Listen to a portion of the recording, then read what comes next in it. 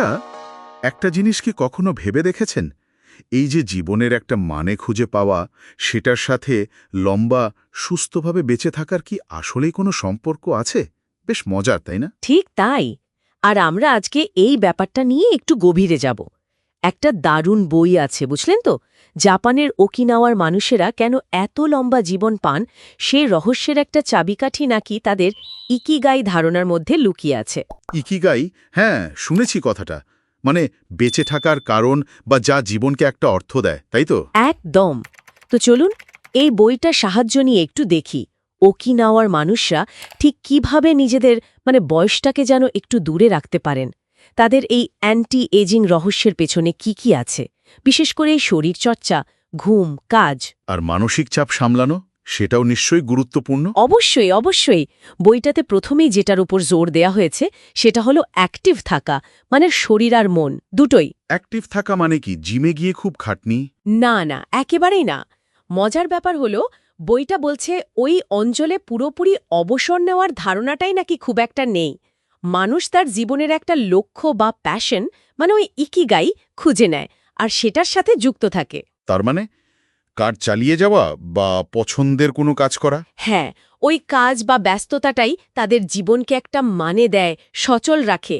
আর শরীরের ব্যাপারে বললে ভারী ব্যায়ামের চেয়ে রোজকার যে সাধারণ নড়াচড়া, যেমন একটু হাঁটা চলা, জ্বালা। ঠিক একটু হাঁটা, বাগানের কাজ, এই রকম।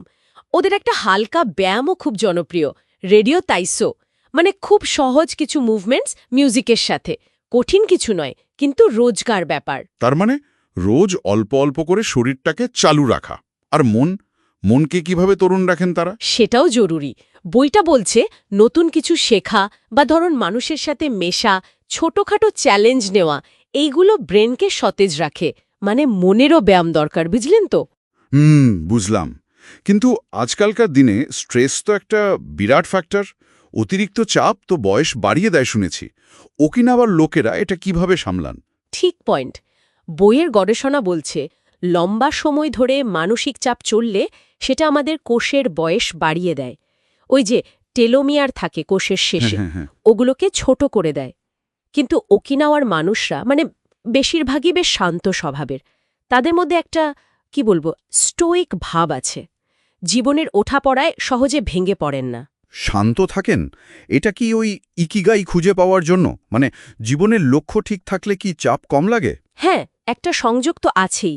যখন জীবনের একটা লক্ষ্য থাকে তখন ছোটখাটো সমস্যাগুলো হয়তো অতটা গায়ে লাগে না। তারা তাড়াহুড়াও করেন কম, বর্তমান মুহূর্তে মনোযোগ দেন বেশি, যাকে আমরা আজকাল বলি মাইন্ডফুলনেস। ও আচ্ছা, মাইন্ডফুলনেস। এটা তো স্ট্রেস কমাতে খুব সাহায্য করে শুনেছি। একদম। তবে বইটাতে এটাও বলা হচ্ছে যে অল্প স্বল্প চাপ বা চ্যালেঞ্জ থাকাটা কিন্তু আবার একেবারে খারাপ নাও হতে পারে। তাই নাকি? সেটা কিরকম? অল্প চ্যালেঞ্জ থাকলে সেটা হয়তো নিজেকে সুস্থ রাখতে বা নতুন কিছু করতে উৎসাহ দেয়। আসল সমস্যাটা হলো অতিরিক্ত বা দীর্ঘস্থায়ী চাপ। আর সেটা সামলানোর ক্ষমতা, ওই রেজিলিয়েন্স। স্থিতিস্থাপকতা। ওই যে জাপানি একটা কথা আছে না, ৭ বার পড়ে গিয়ে ৮ বার ওঠা? ঠিক ধরেছেন। ওই মানসিক জোরটাই আসল। আর এখানেই বইটাতে আরেকটা সুন্দর ধারণার কথা বলা হয়েছে, ওয়াবি সাবি। ওয়াবি-সাবি? এটা আবার কি? এটা হলো অপূর্ণতা বা অস্থায়ী জিনিসের মধ্যেও সৌন্দর্য খুঁজে নেওয়া। কোনো কিছু নিখুঁত নয়, সবকিছুই বদলায়, এই সত্যিটাকে সহজভাবে মেনে নেওয়া আর কি। বাহ, দারুণ তো। অপূর্ণতাকে মেনে নেওয়া, এটা তো মানসিক চাপ অনেকটাই কমিয়ে দেওয়ার কথা। হ্যাঁ, অনেকটা তাই। সবকিছু পারফেক্ট হতে হবে, এই চাপটা থাকে না।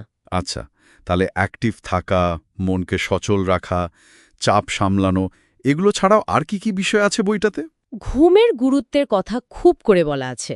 ভালো, পর্যাপ্ত ঘুম শরীরকে সারিয়ে তোলার জন্য এটা অপরিহার্য। বইটাতে মডেলদের উদাহরণ দিয়েও বলা হয়েছে ত্বক ভালো রাখতে, তরুণ থাকতে ঘুমের বিকল্প নেই। ঘুমের সময় নাকি একটা হরমোন বেরোয় বলছিলেন? হ্যাঁ, মেলাটোনিন। এটা খুব পাওয়ারফুল অ্যান্টিঅক্সিডেন্ট, অ্যান্টি এজিংয়েও সাহায্য করে। আচ্ছা, আর খাওয়া দাওয়া বা ধরুন বন্ধুত্ব, সামাজিক জীবন? ওগুলোও খুব গুরুত্বপূর্ণ। খাওয়ার ব্যাপারে বলা হয়েছে পরিমিতি বোধের কথা। পেট ৮০% ভরে গেলেই খাওয়া থামিয়ে দেওয়া, বেশি না খাওয়া আর কি। হ্যাঁ, ওই হারাহাচিবু নিয়মটা। ঠিক। আর সামাজিক সম্পর্কগুলো বন্ধু পরিবার কমিউনিটির সাথে জুড়ে থাকা একসাথে সময় কাটানো একে অপরের খেয়াল রাখা এগুলোও তাদের মানসিক শান্তি আর লম্বা জীবনের জন্য খুব জরুরি। তাহলে মোদ্দা কথা হলো এই বই বলছে যে লম্বা সুস্থ আর সুখী জীবনের রহস্যটা কোনো একটা ম্যাজিকে নেই, না, একদমই না। বরং এটা হচ্ছে অনেকগুলো ছোট ছোট জিনিসের যোগফল, যেমন জীবনের একটা মানে বা ইকিগাই থাকা, চাপ সামলানোর ক্ষমতা বাড়ানো মানে ওই স্থিতিস্থাপকতা, হ্যাঁ, নিয়মিত হালকা শরীরচর্চা, যথেষ্ট ঘুম, পরিমিত খাওয়া আর মানুষের সাথে ভালো সম্পর্ক রাখা, সব মিলিয়ে একটা প্যাকেজ। ঠিক বলেছেন, একটা সামগ্রিক জীবন দর্শন আসলে। আর এখানেই হয়তো আমাদের সবার জন্য একটা প্রশ্ন থেকে যায়, তাই না? কিরকম? এই যে জীবনের একটা অর্থ খুঁজে নেওয়া, আবার একই সাথে জীবনের অপূর্ণতাগুলোকে সহজভাবে গ্রহণ করা, এই দুটোর মধ্যেই কি তাহলে লুকিয়ে আছে দীর্ঘ, সুস্থ আর সত্যিকারের আনন্দময় জীবনের আসল চাবিকাঠি? এটা নিয়ে কিন্তু ভাবা যেতেই পারে।